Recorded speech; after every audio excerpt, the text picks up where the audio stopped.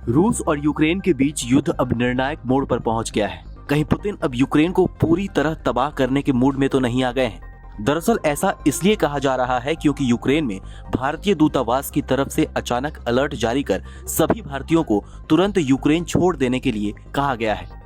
कई महीनों से चल रहे जिस युद्ध को खत्म होने की उम्मीद की जा रही थी, अब वो और ज्यादा विध्वंसक होने वाला है। बता दें कि रूस की तरफ से ताबड़तोड़ हमले किए जा रहे हैं, जिसमें अब रिहायशी इलाकों को निशाना बनाया जा रहा है।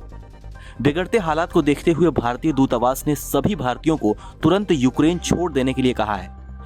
जंग शुरू होने से कुछ समय पहले भी भारतीय दूतावास की तरफ से एक चेतावनी में भारतीयों को तत्काल प्रभाव से यूक्रेन छोड़ने के लिए कहा गया था, लेकिन उसके बावजूद भी बड़ी संख्या में भारतीय यूक्रेन में मौजूद हैं। ऐसे में अब उन लोगों को यूक्रेन छोड़ने के लिए कहा गया है।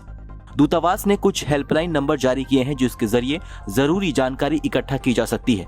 दूतावास के द्वारा जारी किए गए नंबर आप वीडियो के नीचे चल रहे टेक्स्ट पर देख सकते हैं। इसके अलावा आप दूसरी जानकारियां दूतावास की वेबसाइट पर जाकर देख सकते हैं। भारतीय दूतावास की ताजा एडवाइजरी रूस के इस दावे के बाद आई है कि यूक्रेन अपने ही क्षेत्र में डर्टी बम का इस्तेमाल करने की तैयारी कर रहा है। हालांकि इस दावे को पश्चिमी और यूक्रेनी अधिकारियों ने खारिज कर दिया है। मौजूदा समय में यूक्रेन रूस द्वारा ड्रोन हमलों से जूझ रहा है। रूस ने कुछ दिन पहले ही यूक्रेन पर दर्जनों कामिकेज ड्रोन लॉन्च किए थे, पावर हाउस पर हमला किया था और कई नागरिकों को मार डाला था। हमले के बाद यूक्रेन के राष्ट्रपति जेलेंस्की ने कहा था कि देश में बिजली स्टेशनों को निशाना बनाया गया है।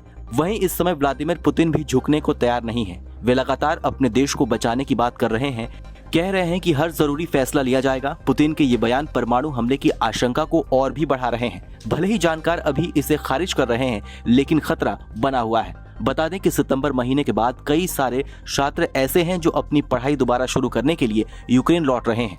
वहीं दूसरी ओर जिस जंग को हम थमता हुआ देख रहे हैं, उसे 8 अक्टूबर को केच ब्रिज हमले के बाद दोबारा शुरू होने की आशंका जताई जा रही है। माना जा रहा है कि केच ब्रिज पर यूक्रेन के हमले से रूस को बड़ा झटका लगा है, क्योंकि ये ब्रिज क्रीमिया को रूस से जोड़ता है। इसी ब्रिज के माध्यम से यूक्रेन में जंग लड़ रही रूसी सेना को हथियार समेत सभी जरूरी सामान पहुंचाया जाता है। ऐसे में इस ब्रिज पर हमले से रूसी सेना को सामान सप्लाई में दिक्कत होगी और वो जंग में थोड़ी कमजोर पड़ सकती है। बहरहाल हमारी इस खबर को लेकर आपकी क्या राय है, हमें कमेंट सेक्शन में लिखकर जरूर बताइए। बाकी देश और दुनिया की तमाम बड़ी खबरों के लिए देखते रहिए आज तक डिजिटल।